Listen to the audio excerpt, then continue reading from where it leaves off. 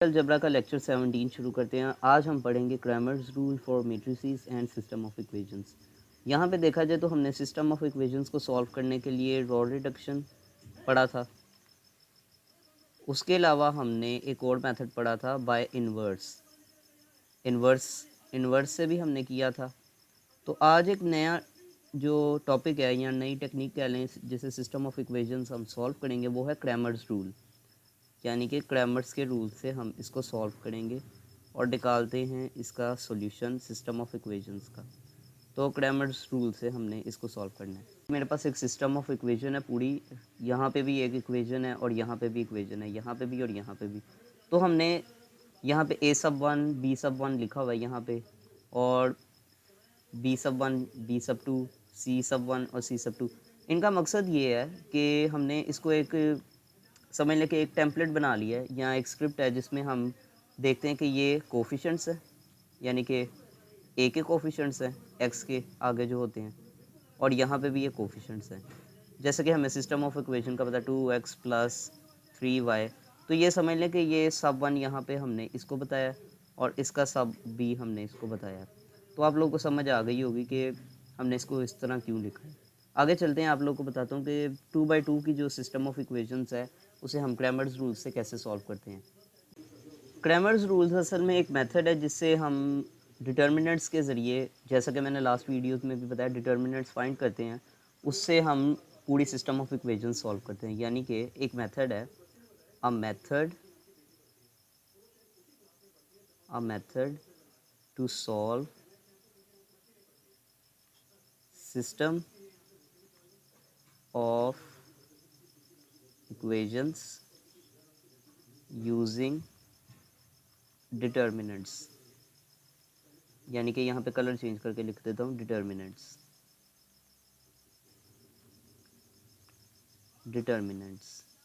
तो ये just method है, जिस तरह हमने रॉ रिडक्शंस को पढ़ा था और उसी तरह हमने इन्वर्सिस को पढ़ा था, इसी तरह हम डिटर्मिनेंट्स को भी पढ़ा था हमने, और उससे हम सिस्टम ऑफ इक्वेशंस में फाइंड करेंगे एक्स की वैल्यू और वाई की वैल्यू। बस ये एक मेथड है सिंपल, जिसे हम क्रैमर्स रूल कहते हैं, जिसे हम सिस्टम ऑफ इक्वेशंस को सॉल्व करते हैं फॉर 2/2 सिस्टम्स।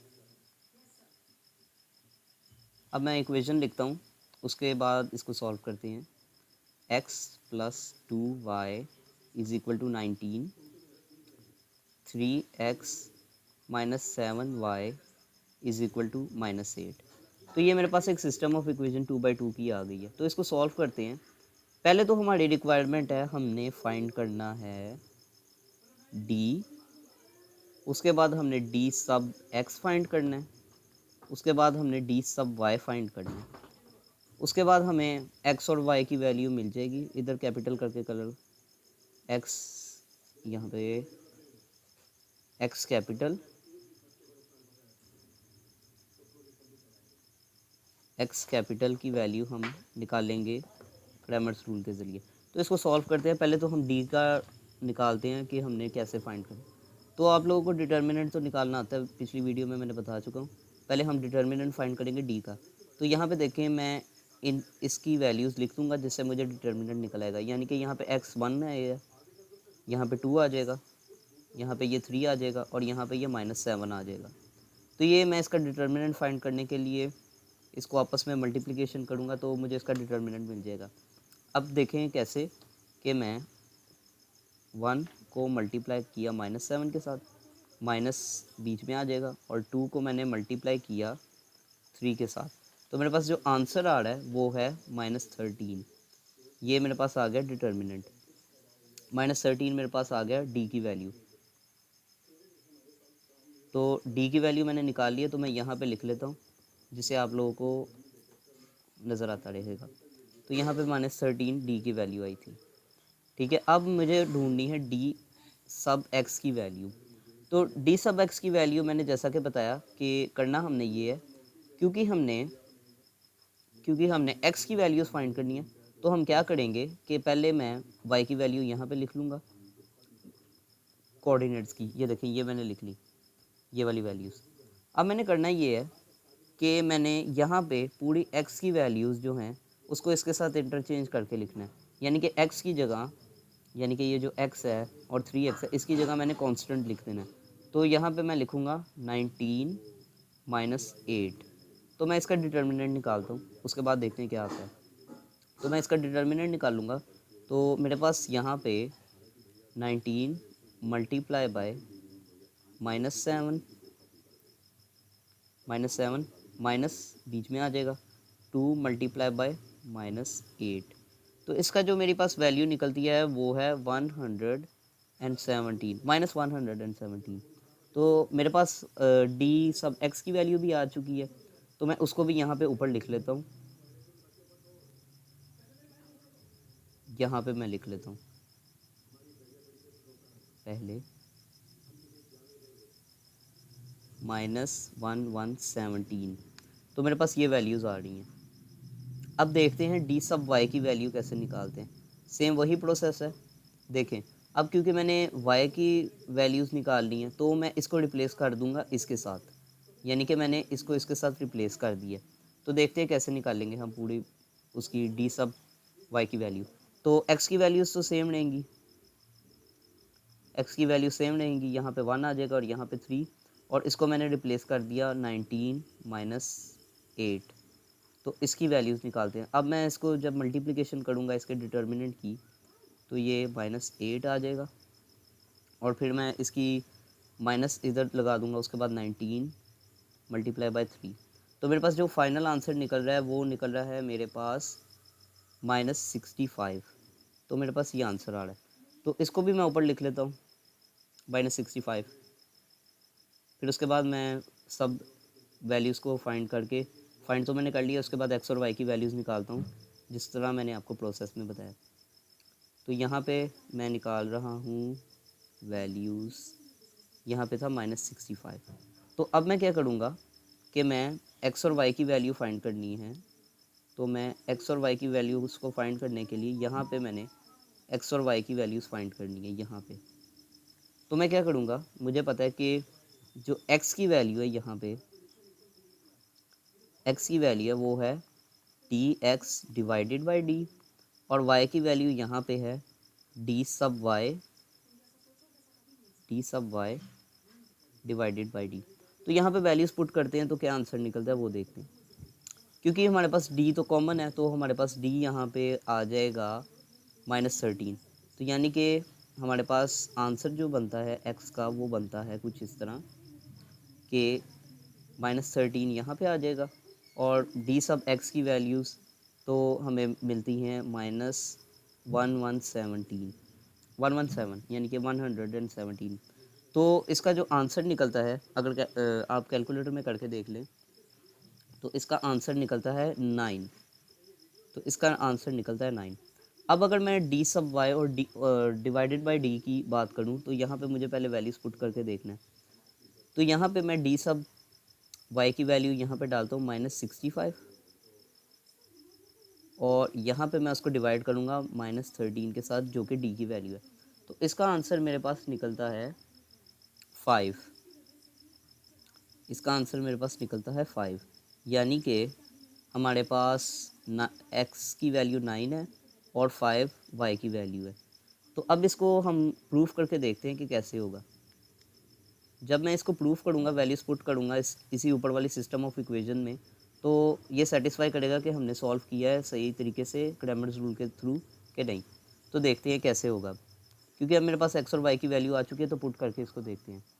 हमारे पास एक्स और वाई की वैल्यू यहाँ पे आ चुकी है, ये देखें, ये एक्स की वैल्यू है और ये वाई की वैल्यू। तो हम इसको पुट करके देखते हैं। हमारे पास ऊपर सिस्टम ऑफ इक्वेशन है x + 2y = 19।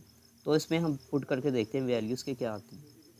अगर मैं इसमें वैल्यूज़ पुट करूँ, यहाँ पे आ गया हमारे पास 9 + 2 मल्टीप्लाई बाय वाई की वैल्यू हमारे पास 5 है = 19। तो यहाँ पे ये सेटिस्फाई हो रही है। अगर आप सॉल्व करके देखते हैं तो ये तो सॉल्व हो गया। अब आगे चलते हैं, दूसरी यहाँ पे ये वाली इक्वेशन को सॉल्व करते हैं। अब मेरे पास यहाँ पे वैल्यू है 3x - 7y = 88। तो यहाँ पे मैं प्लग करता हूँ वैल्यूज़, उसको निकाल के देखते हैं कि क्या था। 3 को मैंने मल्टीप्लाई किया, x की वैल्यू जो कि है यहाँ पे 9, -7 multiply by 5 is equal to -8। तो जब मैं पूरी कैलकुलेशन करूँगा तो -8 इज इक्वल टू -8 ही आएगा। इसमें देखते हैं कि हम डी की वैल्यू कैसे फाइंड करते हैं, डी सब एक्स की वैल्यू कैसे फाइंड करते हैं और डी सब वाई की वैल्यू कैसे फाइंड करते हैं। तो करना हमने ये है कि सबसे पहले हमें पता है कि जो हमारे पास जो x की वैल्यू आएगी वो डी सब x और डी के डिवाइडेड बाय डी से आएगी, और y की वैल्यू हमारे पास आएगी डी सब y डिवाइडेड बाय डी। इससे हमें वैल्यूज़ फाइंड होंगी और हम जब इसको सिस्टम ऑफ इक्वेशंस में प्लग करेंगे तो वो पूरी इक्वेशन को सेटिस्फाई करेंगे। आगे चलते हैं, देखते हैं। अब हमारे पास यहाँ पे हमने फाइंड करना है डी। तो डी के लिए मैं क्या करूँगा कि डी मेरे पास यहाँ पे है, तो मैं उसका डिटर्मिनेंट फाइंड करूँगा तो मुझे डी की वैल्यू आ जाएगी। यहाँ से मैंने 2, 3, 5 और -7 लिखने हैं क्योंकि मुझे डी की वैल्यू पहले फाइंड करनी है। तो 3, 5, -7 यहाँ पे मैं डिटर्मिनेंट फाइंड करूँगा, उसकी वैल्यूज़ निकालूंगा कि मुझे पता है कि इसकी मैं मल्टीप्लिकेशन करूँगा। तो 2/2 का डिटर्मिनेंट आप लोगों को मैंने बताया था कैसे निकालते हैं, आप लोग वो वीडियो देख सकते हैं अगर आपको नहीं समझ आ रही। तो 2 को मैंने मल्टीप्लाई किया -7 के साथ, माइनस बीच में आ जाएगा एज अ रूल। 3 को मैंने मल्टीप्लाई किया 5 के साथ, तो मेरे पास जो डी की वैल्यू आ रही है वो है -29। तो -29 मेरे पास एक डी की वैल्यू आ रही है। इसको मैं ऊपर लिख लूँगा ताकि जगह बन जाए। -29 वैल्यू है, याद रखते हैं। तो -29 मैं यहाँ पे लिख देता हूँ, -29 ये मेरे पास डी की वैल्यू आ चुकी है। अब मैं फाइंड करता हूँ डी सब एक्स की वैल्यू। तो मैं क्या करूँगा, मैंने रूल के मुताबिक, क्योंकि मुझे ये वाला पोर्शन चाहिए, मुझे एक्स का पोर्शन चाहिए, तो मैं क्या करूँगा कि इसको मैंने आप लोगों को बताया था पिछले सेगमेंट में कि मैंने इसको जो भी मैंने फाइंड करना है मैं उसको कॉन्स्टेंट्स के साथ रिप्लेस कर देता हूँ। तो मैं यहाँ पे मुझे पता है कि इस एरिया में, यानी कि इस एरिया में एक्स की वैल्यूज़ आती हैं। तो मैं क्या करूँगा कि मैंने इसको इसके साथ रिप्लेस कर देना है। तो देखते हैं उसको क्या करेंगे कि 7 -3, उसके बाद बी जो वाई की वैल्यूज़ हैं वो तो वैसे की वैसी रहेंगी, 3 -7। तो जब मैं इसकी मल्टीप्लिकेशन करूँगा ना, 7 मल्टीप्लाई बाय -7 -3 मल्टीप्लाई बाय -3, तो जो मेरे पास इसकी वैल्यू आएंगी डी सब एक्स की वैल्यू, जो मेरे पास उसका डिटर्मिनेंट आ रहा है वो मेरे पास आ रहा है -40। तो -40 आ रहा है तो मैं इसके आगे ऊपर लिख देता हूँ ताकि आप लोगों को याद रहे। -40 आंसर है इसका डी सब एक्स के डिटर्मिनेंट का, -40। तो यहाँ पे मैं लिखूँगा -40। अब मुझे पता है कि मैंने डी सब वाई की वैल्यू भी फाइंड करनी है, तो मैं डी सब वाई की वैल्यू भी सेम इसी तरह ही लिखूँगा कि मैं एक्स तो मैं फाइंड नहीं कर रहा, तो इसको 2, 5 ऐसे ही रहेगा, क्योंकि मुझे ये पोर्शन चाहिए, ये फाइंड करना है, तो मैं इसको इसके साथ रिप्लेस कर दूँगा, इस वाली पूरी जो है कांस्टेंट की वैल्यूज़ के साथ। तो यहाँ पे 7 आ जाएगा और ये -3 आ जाएगा। अब मैं क्या करूँगा कि मैं इसका डिटर्मिनेंट फाइंड करता हूँ डी सब बाय का। तो मेरे पास तकरीबन सारा क्वेश्चन सॉल्व हो चुका है। तो इसकी वैल्यू मेरे पास आती है, आप लोग 2/2 के डिटर्मिनेंट आप लोग को फाइंड करना आता है, तो इसकी वैल्यू मैं लिखूँगा -41। तो ये आ रही है -41।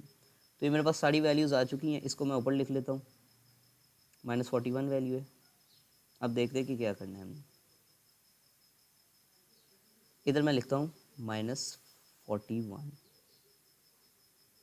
सॉरी -41। अब देखते हैं कि हमने x और y की वैल्यू कैसे निकालनी है।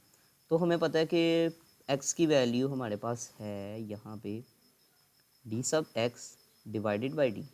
तो हम वैल्यूज़ पुट करते हैं जो हमने यहाँ पे लिखी हैं, सब्सिट्यूट करते हैं, तो हमारे पास x आ जाएगा। पहले डी सब x की वैल्यू लिखेंगे -40 डिवाइडेड बाई डी की वैल्यू क्या है -29। तो मेरे पास जो वैल्यूज़ आती हैं वो आती हैं 40 डिवाइडेड बाय, यानी कि ओवर 40/29। ये हमारे पास x की वैल्यू आ चुकी है। ठीक है, ये हमारे पास x की वैल्यू आ चुकी है। अब मैं क्या करूँगा, अच्छा एक चीज़ आप लोगों को बता दूँ कि बहुत कॉमन है, आप लोगों का आंसर जो है वो फ्रैक्शंस में है, तो घबराने की कोई ज़रूरत नहीं है। अगर वो सिस्टम ऑफ इक्वेशंस में प्लग इन करेंगे तो अगर वो सेटिस्फाई करता है इसके इक्वल या उसके कॉन्स्टेंट्स को इक्वल रिप्रेजेंट करेगा, तो इसका मतलब है वो आंसर ठीक है। तो यहाँ पे भी मेरे पास एक फ्रैक्शन में आंसर आया था, जो कि बहुत कॉमन चीज़ है। तो हम अब आगे चलते हैं और वाई की वैल्यू फाइंड करते हैं। अब मुझे पता है कि वाई हमारे पास डी सब वाई डिवाइडेड बाई डी है। तो मैं क्या करूँगा, इसमें सब्सिट्यूट करूँगा वैल्यू। वाई हमारे पास आ जाएगा, डी सब वाई की वैल्यू यहाँ पे लिखेंगे -41 डिवाइडेड बाय 29, जो कि -29 है यहाँ पे। तो इसकी जो वैल्यू मेरे पास आती है वो आती है हमारे पास 41 डिवाइडेड बाय 29। तो यहाँ पे आ गया 41 डिवाइडेड बाय 29, यानी कि 41/29। तो यहाँ पे भी फ्रैक्शंस में आ रहा है आंसर, बड़ी अजीब बात है यहाँ पे। तो ऐसा करते हैं कि फर्दर इसको सॉल्व करते हैं। हमारे पास एक्स कैपिटल की वैल्यू, हमारे पास यहाँ पे एक्स और वाई की वैल्यू हमें फाइंड होती है, जो कि इक्वल है 40/29, और यहाँ पे वाई की वैल्यू आएगी 41/29। तो ये मेरे पास एक मैट्रिक्स बन गया। अब हम क्या करेंगे कि इसको सिस्टम ऑफ इक्वेशंस में प्लग करके देखते हैं कि इसकी वैल्यूज़ क्या आती हैं। पहले तो मैं सिस्टम ऑफ इक्वेशंस यहाँ पे लिख लेता हूँ ताकि आप लोगों को रहे याद, क्योंकि बहुत मैसी हो जाता है सारा सिस्टम। तो यहाँ पे मैं लिखूँगा कि 2x + 3y = 7, 2x + 3y = 7। इसको सेटिस्फाई करके देखते हैं कि आंसर क्या निकलता है। तो जब मैं इसमें सब्सिट्यूट करूँगा वैल्यूज़, तो मेरे पास यहाँ पे इसी तरह ही रहते हैं 2, यहाँ पे मैं x की वैल्यू पुट करूँगा 40 डिवाइडेड बाय 29, यानी कि 40/29 प्लस 3, यहाँ पे मेरे पास आ जाएगी वैल्यू +3। अब यहाँ पे मैं y की वैल्यू प्लग इन करता हूँ, जो कि है 41/29 = 7। तो अगर मैं कैलकुलेटर में भी ये वैल्यूज़ पुट करता हूँ या आप इसको हाथ से भी सॉल्व करेंगे, तो ये 7 = 7 ही आंसर आएगा। कलर चेंज करके लिखता हूँ ताकि आप लोगों को समझ आ जाए। 7 = 7। तो इसका मतलब ये है कि हमने वैल्यू सही फाइंड की है। अब अगली इक्वेशन जो हमारे पास थी यहाँ पे, दूसरी इक्वेशन हमारे पास यहाँ पे लिखी है 5x - y = -3। तो यहाँ पे लिख लेते हैं 5x - 7y = -3। एक बार फिर से देख लेते हैं ताकि शॉर्ट ही हो जाए। तो यहाँ पे है।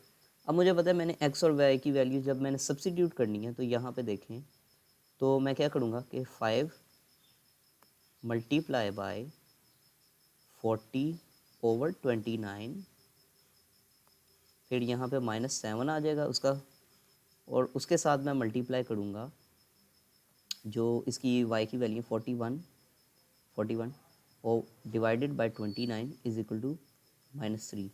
तो अगर आप इसको सॉल्व करेंगे तो हमारे पास आंसर यही आएगा, जो कि आप सिस्टम ऑफ इक्वेशंस को सॉल्व करके भी देख सकते हैं। -3 = -3। तो हमारे पास ये भी सॉल्व हो गई। तो हमें पता चलता है कि यहाँ पे सिस्टम ऑफ इक्वेशंस को हमने सॉल्व किया क्रैमर्स रूल के ज़रिए 2/2 के मैट्रिक्स से, कि कैसे हम 2/2 के सिस्टम को क्रैमर्स रूल के ज़रिए सॉल्व करते हैं।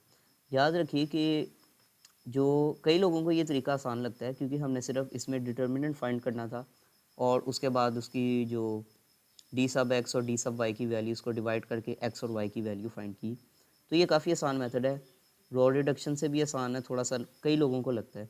और जो हम दूसरे मेथड इन्वर्स मेथड भी हमने डिस्कस किया था, उससे भी आसान लगता है।